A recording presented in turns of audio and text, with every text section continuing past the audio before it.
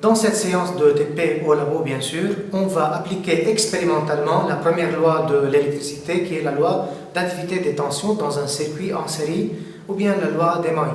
Donc, allons-y. Passons maintenant à l'expérience. Au début, normalement, je mets des gants pour des raisons sanitaires.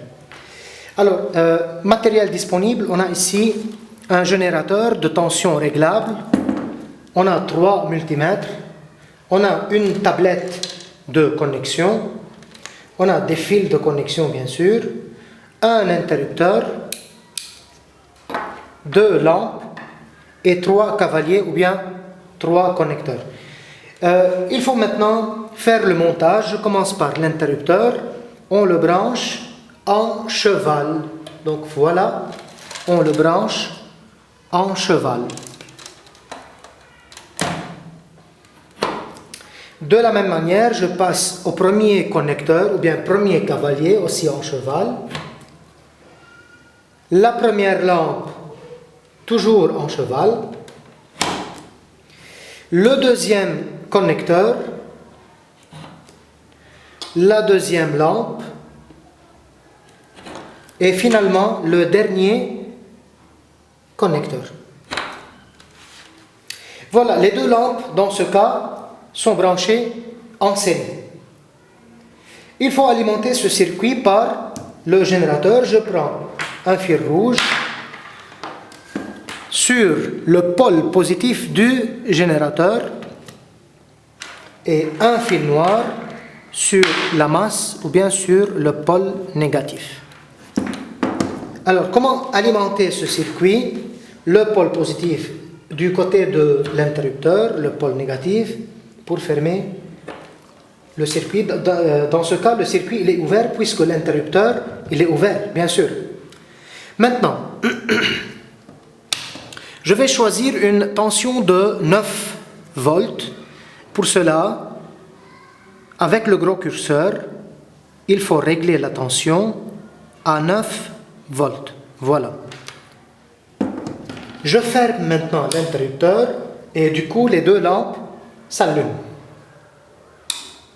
Bien. Qu'est-ce qu'on va faire avec ces 3 multimètres? On va les utiliser en mode voltmètre pour pouvoir déterminer la tension du générateur, aux bornes du générateur, la tension aux bornes de chaque lampe. Donc je considère, je prends le premier, je prends un fil rouge sur la borne V et un fil noir sur la borne COM. Voilà. Et je choisis le calibre 20 volts. Pourquoi? Puisque la tension choisie ici est une tension de 9 volts. Donc le calibre le mieux adapté c'est de 20 volts. Et voilà. Alors ici, la borne V du côté du pôle positif du générateur